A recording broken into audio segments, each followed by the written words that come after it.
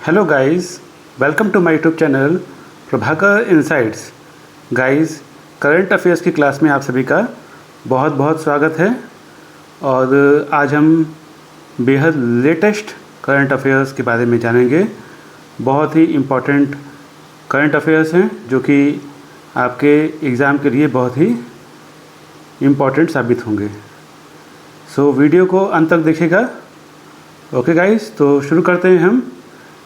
First number है, किस tiger reserve में एक हर्पेटोफोना सर्वेक्षण किया गया था जिसमें 33 सरीसृप प्रजातियां और 36 उभयचर प्रजातियां दर्ज की गईं? तो मुदुमलाई टाइगर रिजर्व में। हाल ही में मुदुमलाई टाइगर रिजर्व, जिसे अब MTR मसीनागुड़ी डिवीज़न कहा जाता है, में एक हर्पेटोफोना सर्वेक्षण किया गया। इस सर्वेक्षण में समृद्ध जैव विविधता पाई गई जिसमें कई प्रजातियां विज्ञान के लिए नई हो सकती हैं। सर्वेक्षण ने समुद्र तल से 300 से 2000 मीटर की ऊंचाई वाले आवासों को कवर किया। इसमें 33 सदस्य प्रजातियां और 36 उभयचर प्रजातियां पहचानी गईं, जिनमें से कई पश्चिमी घाट के लिए स्थानिक हैं। सर्वेक्षण ने 4 संभावित नई प्रजातियों की खोज की, 2 गेकोस, 1 स्किंक और 1 मेंढक, जिन्हें औपचारिक पहचान से पहले और अधिक वर्गीकरणीय और आणविक अध्ययन की आवश्यकता है। सेकंड नंबर है, पिनकेल्स डेजर्ट्स किस देश में स्थित है? तो यह ऑस्ट्रेलिया देश में स्थित है। हाल ही में साइंस एडवांसेस में प्रकाशित शोध ने कास्ट परिदृश्यों की डेटिंग के लिए एक नई विधि पेश की। विशेष रूप से लोहे से भरपूर नोड्यूल का विश्लेषण करके ये नोड्यूल पश्चिमी ऑस्ट्रेलिया के नाम्बुंग नेशनल पार्क के पिनेकल्स डेजर्ट में पाए जाते हैं, जो इन अद्वितीय भूवैज्ञानिक संरचनाओं को आकार देने वाली जलवायु स्थितियों की जानकारी देते हैं। अध्ययन से पता चला कि ये नोड्यूल लगभग 1 लाख साल पहले तीव्र अपक्षय की अवधि के दौरान बने थे, जो पिछले 5 लाख वर्षों में इस क्षेत्र का सबसे नम समय था। इस डेटिंग विधि को समझने से हमें पिछले जलवायु परिवर्तनों और पारिस्थितिक तंत्र पर उनके प्रभावों का ज्ञान बढ़ाने में मदद मिलती है। गाइस, स्टडी करते समय आप नोट्स ज़रूर बनाइए। नोट्स बनाने से आपको रिवीजन करने में आसानी होगी, इसलिए नोट्स ज़रूर बनाइए। ओके। थर्ड नंबर है आपका, कटकरी जनजाति मुख्य रूप से किन राज्यों में पाई जाती है? तो यह महाराष्ट्र और गुजरात राज्य में कटकरी जनजाति मुख्य रूप से पाई जाती है। पुणे में 550 से अधिक कटकरी जनजाति के सदस्यों को जाति प्रमाण पत्र मिले हैं।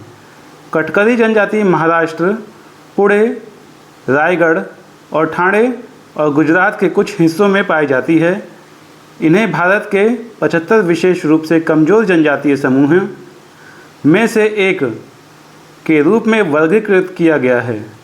ऐतिहासिक रूप से ये जंगलों में रहते थे और बबूल के पेड़ों से कत्था बनाने के लिए जाने जाते थे।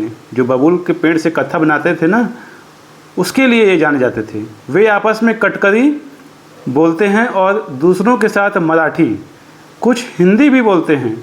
उनके कार्यों में कृषि श्रम, लकड़ी बेचना, मछली पकड़ना, कोयला बनाना और ईंट निर्माण शामिल हैं। अधिकांश कटकरी परिवार भूमिहीन हैं, जिससे उच्च प्रवास और मौसमी जीवन यापन होता है। फोर्थ नंबर है आपका, यूरोपीय अंतरिक्ष एजेंसी के प्रोबा 3 मिशन का मुख्य उद्देश्य क्या है? तो सूर्य के कोरोना का विस्तृत अवलोकन करने के लिए कृत्रिम ग्रह बनाना। ठीक है।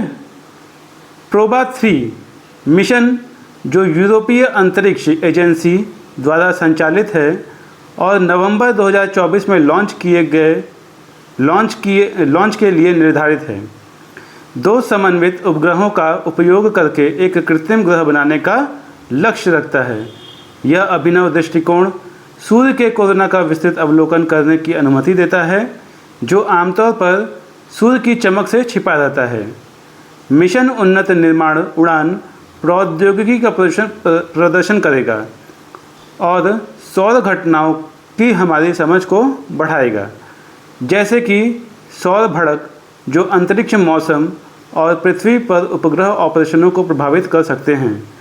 इस सहयोग में विभिन्न यूरोपीय देशों और भारतीय अंतरिक्ष अनुसंधान संगठन की भागीदारी है। आ गए हैं हम अब 5th नंबर पर। 5th नंबर का जो क्वेश्चन है वह है स्पेडेक्स मिशन का मुख्य उद्देश्य क्या है। तो स्पेडेक्स मिशन का मुख्य उद्देश्य जो है वह है 2 अंतरिक्ष यानों के डॉकिंग के लिए स्वदेशी तकनीक विकसित करना। भारतीय अंतरिक्ष एजेंसी ने स्पेडेक्स मिशन के लिए 2 400 किलोग्राम उपग्रह प्राप्त किए हैं, जो अंतरिक्ष डॉकिंग प्रयोगों पर केंद्रित है। ये उपग्रह एक ही रॉकेट द्वारा थोड़ी अलग कक्षाओं में लॉन्च किए जाएंगे। मिशन का उद्देश्य 2 अंतरिक्ष यानों चेज़र और टारगेट के बीच डॉकिंग की तकनीक विकसित करना और उसका प्रदर्शन करना है। डॉकिंग के बाद चेज़र और टारगेट अपने विशिष्ट प्रयोगों के लिए अलग हो जाएंगे। यह प्रयोग भविष्य के मिशनों जैसे चंद्रयान 4 और प्रस्तावित भारतीय अंतरिक्ष स्टेशन के लिए महत्वपूर्ण है। आ गए हैं हम 6 नंबर पर। जितने भी आपको यहाँ पर क्वेश्चन आंसर बताए जा रहे हैं बहुत ही इंपॉर्टेंट हैं, इसलिए ध्यान से सुनिए। 6 नंबर है महिला इंडियन ओपन गोल्फ 2024 का आयोजन किस शहर में होगा। तो यह गुरुग्राम शहर में होगा। ठीक है। भारत ने महिला इंडियन ओपन गोल्फ के 16वें संस्करण का आयोजन गुरुग्राम हरियाणा में किया। इस टूर्नामेंट में 31 देशों के 114 खिलाड़ी शामिल थे, जिनमें 27 भारत से थे। भारतीय सितारों में हिताशी बख्शी, वाणी कपूर, गौरिका बिश्नोई, अमनदीप द्राल और रधिमा दिलावरी शामिल थीं। 2016 में अदिति अशोक ने इस प्रतिष्ठित टूर्नामेंट को जीतकर इतिहास रचा। 2007 में स्थापित महिला इंडियन ओपन भारत की सबसे प्रतिष्ठित महिला गोल्फ प्रतियोगी हैं। 7th नंबर है अमरावती ड्रोन समिट 2024 कहाँ आयोजित हुआ था। तो यह आयोजित हुआ था आंध्र प्रदेश में। आंध्र प्रदेश में आयोजित अमरावती ड्रोन समिट 2024 का उद्देश्य ड्रोन निर्माण में निवेश आकर्षित करना और ड्रोन तकनीक पर चर्चा को बढ़ावा देना है।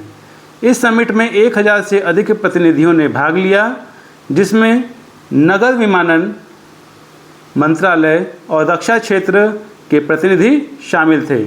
इस आयोजन में 5000 से अधिक ड्रोन के साथ भारत का सबसे बड़ा ड्रोन शो प्रदर्शित किया जाएगा।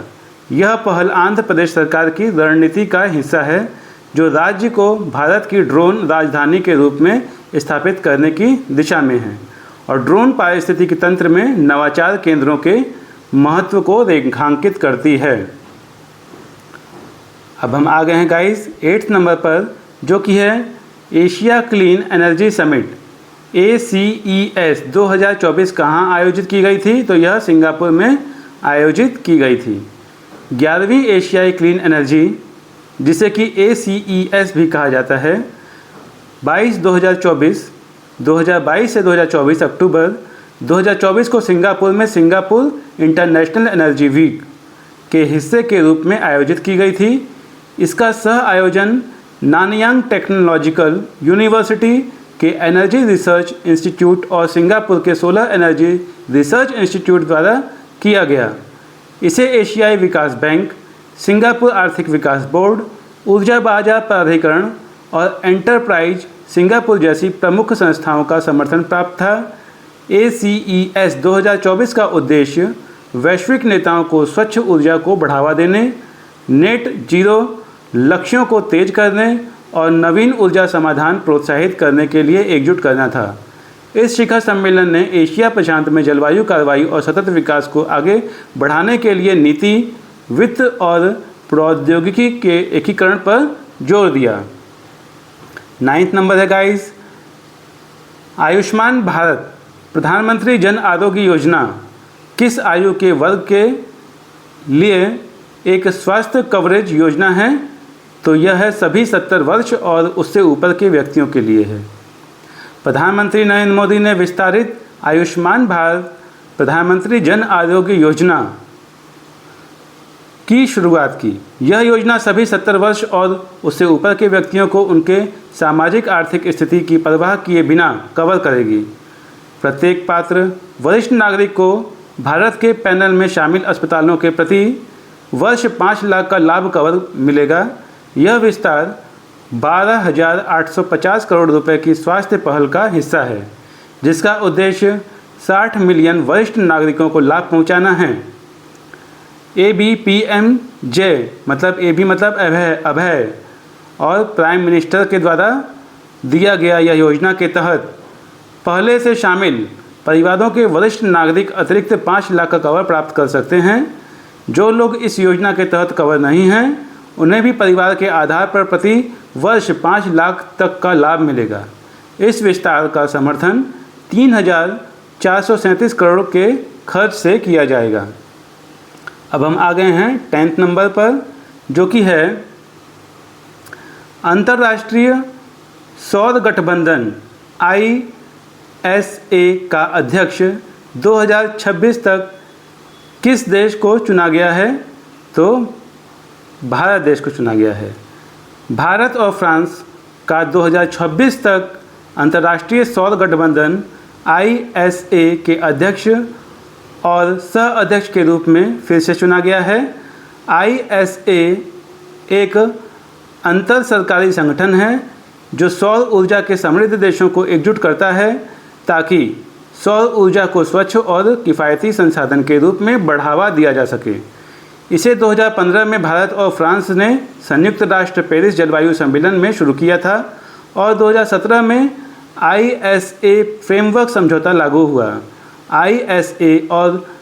ISA सौर परियोजनाओं के वित्त पोषण, प्रौद्योगिकी सहयोग, क्षमता निर्माण और ऊर्जा संक्रमण पर ध्यान केंद्रित करता है। टुवर्ड्स 1000 रणनीति का लक्ष्य 2030 तक सौर निवेश में 1000 अरब अमेरिकी डॉलर जुटाना है। ISA सचिवालय गुरुग्राम हरियाणा में स्थित है। गाइस, वीडियो पसंद आया तो लाइक कीजिएगा, चैनल को सब्सक्राइब कीजिएगा, बेल आइकन पर क्लिक कीजिएगा ताकि जब भी मैं करंट अफेयर्स से रिलेटेड कोई भी अपडेट लाऊं तो वो आप तक समय से पहुंच पाए और आप ऐसे ही नॉलेज को कंज्यूम करें। ओके, और वीडियो को जितना हो सके उतना शेयर कीजिएगा अपने क्लोज वन के साथ। और कोई भी डाउट हो, कोई भी क्वेश्चन हो तो कमेंट सेक्शन में ज़रूर पूछेगा। तो गाइस, मिलते हैं हम नेक्स्ट वीडियो में। Bye bye, take care all of you, thank you.